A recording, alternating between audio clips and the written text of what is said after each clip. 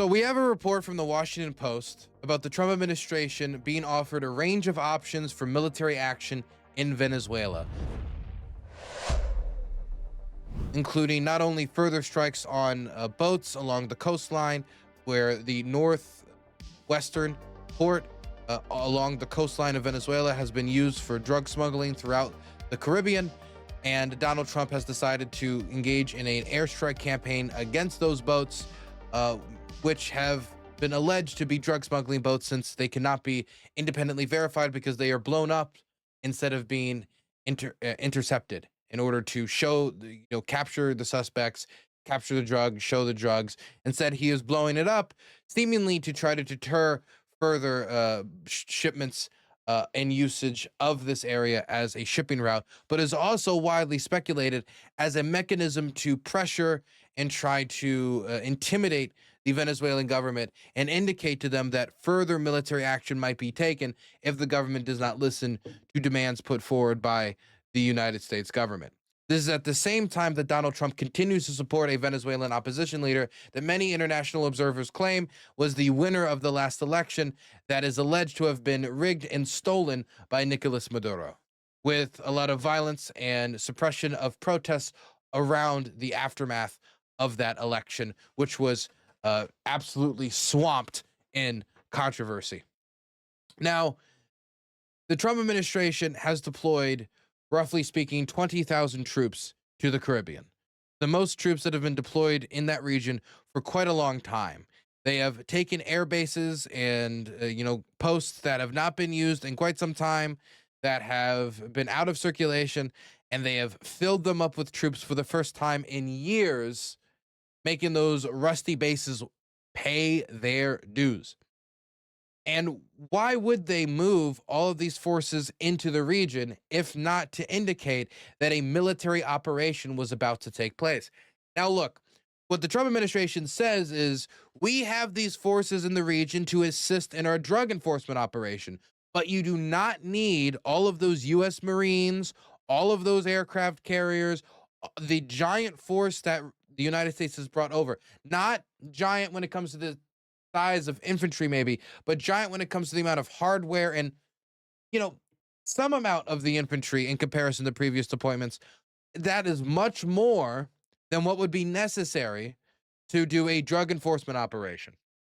In fact, the blowing up of the ships in and of itself would not be necessary for a drug enforcement operation. You could just intercept the ships. But either way, this is like,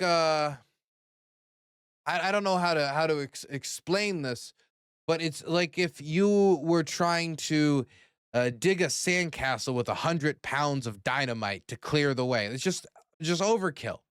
Overkill for the task that is assigned.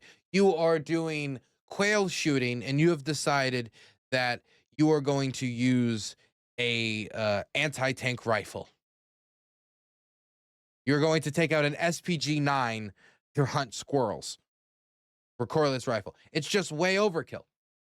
So the top theory has been that this is either a military buildup to invade Venezuela, which is why the Venezuelan government is extremely on edge right now. They've mobilized the public. They're asking the public to sign up for militias, probably with not the amount of enthusiasm being received as they would have wished. But they do have the military on edge. They do have the air defense systems active, and they are nervous about not even necessarily an American invasion, even though that, of course, is a concern, but about American military strikes that could support some sort of coup attempt or other type of private group trying to overthrow the regime of Nicolas Maduro, which continues to be a thorn in the side of American foreign policy interests.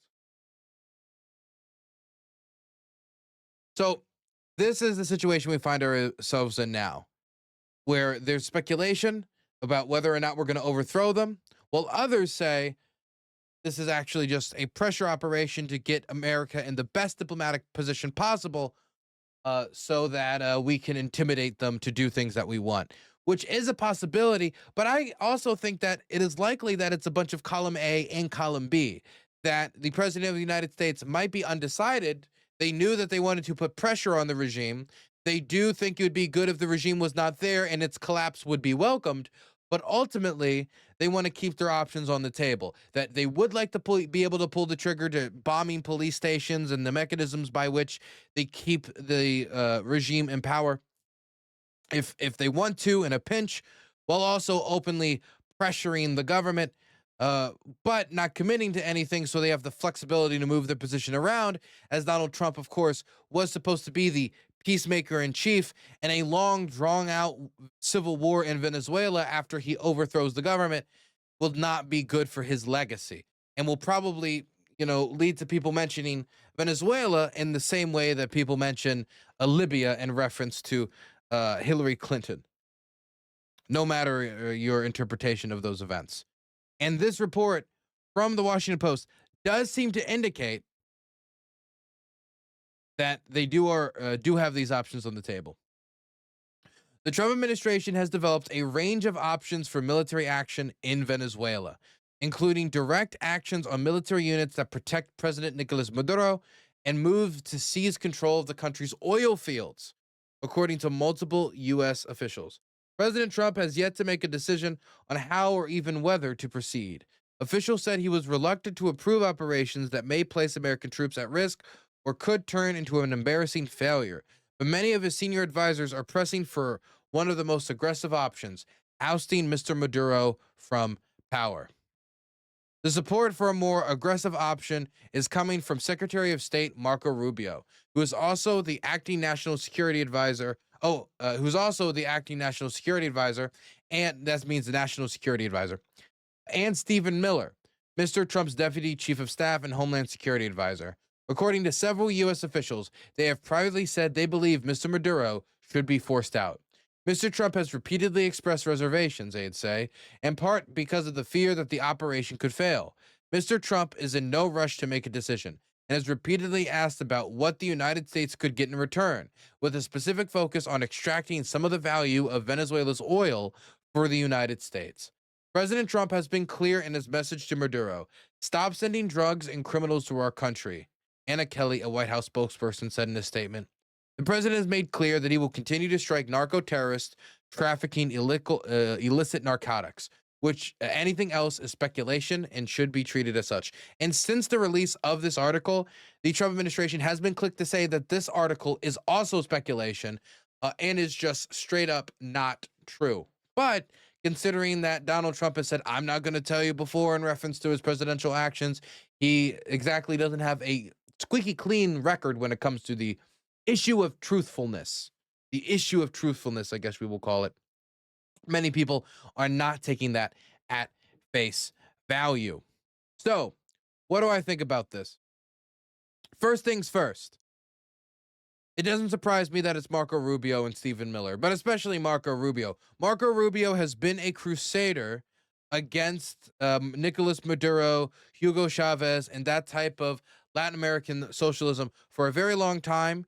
He is a big proponent for America having we'll just call it a big stick in South American affairs, including through an interventionist lens. There are many South Americans that view the United States as a nation that is too big for its own britches, that gets involved in the affairs of other nations, that is not the best nation to necessarily be a neighbor with. You can trade with them and get immense wealth. You can work with them and maybe get some advantages. But at the end of the day, the United States thinks that your affairs are their affairs. If you have a leader that does not want to cooperate when it comes to, say, the development of certain resources, as was the case with certain private American corporations wanting to help control Latin American governments, or if it doesn't meet an end of America's national security interests, i.e., they're working with the Chinese, they're working with the Russians, or they're not working towards our end in Latin American politics, then you can find yourselves on the other end of America's ire in Latin America, which could mean CAA operations, which could mean coup attempts, which could mean direct military intervention. The United States has been clear for a very long time to the world that we consider Latin America our backyard. We consider this generally our realm of affairs. Now, that doesn't mean that the whole world has completely respected that wish always, as, Russia's relationship with Cuba and China's continuing to develop relationship with Latin America shows that they are willing to step into that region and see their interests through. but they're also hyper aware that any steps too far could lead to a vicious American response as we view our backyard as a red line.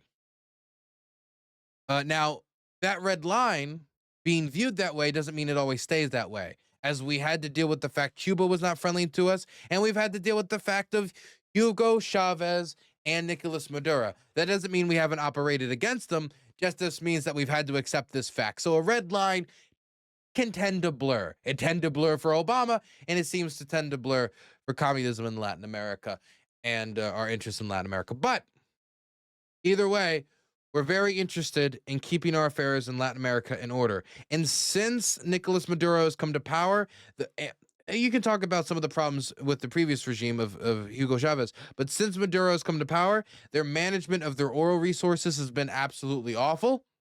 They have exported a lot less, and due to the strengthening tight grip of the regime on the population, as well as Nicolas Maduro's friendly relationship with most of America's geopolitical opponents and their support against America's initiatives on the international stage and their support for initiatives of America's geopolitical opponents, whether that be North Korea, Russia, Iran, China, Bashar al-Assad up until very recently. It's a grabs bag of who's for America's TV and blockbuster movie villains.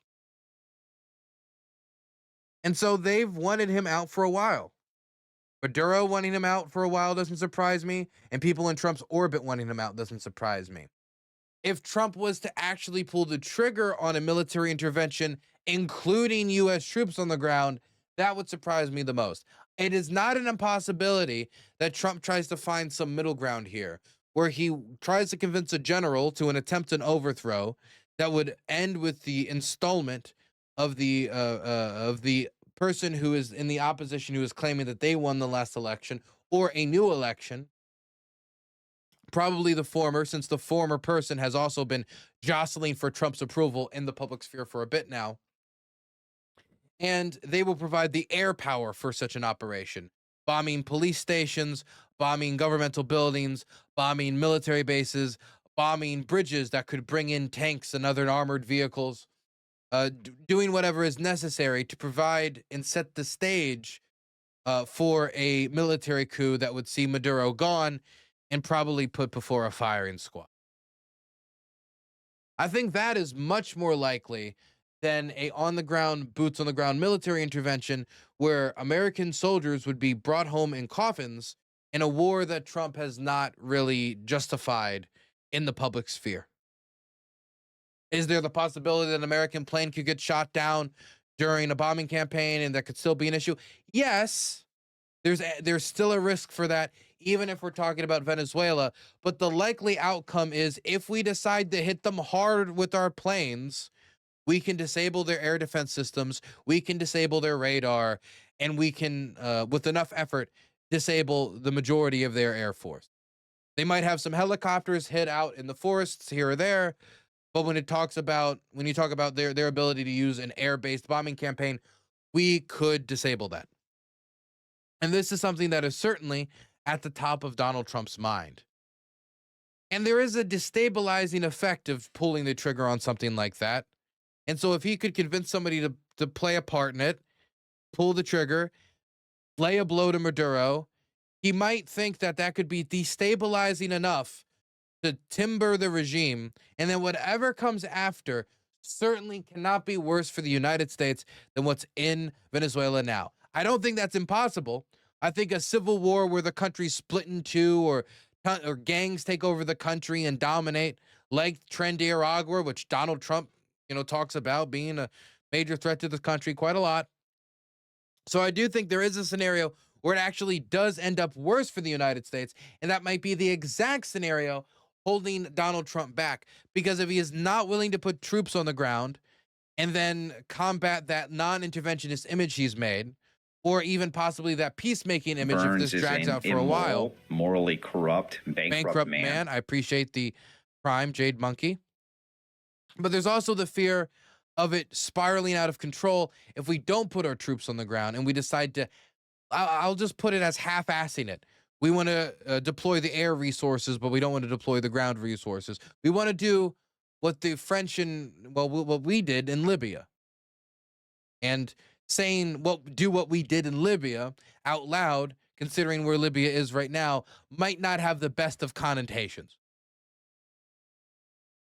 I will say though, types of reports where they say the president, is thinking about striking and doing all of these actions, and you're trying to, gauge whether or not it's a good idea from a Venezuelan perspective, because there is a lot of hatred for Maduro in Venezuela. And if this was to go down, a lot of its success would be dependent upon how the public react.